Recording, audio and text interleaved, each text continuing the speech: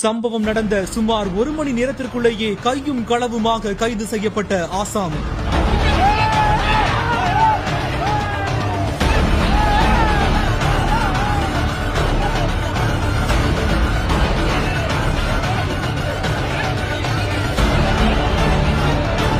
நியாயம் கிடைக்கும் வரை நகர மாட்டோம் என ஆதவ் கூறியதை தொடர்ந்து அதிரடி ஆக்ஷன் எடுத்த காவல்துறை. பாட்டில் வீசிய நபரை கைது செய்து இழுத்து செல்லப்பட்ட பரபரப்பு காட்சிகள்.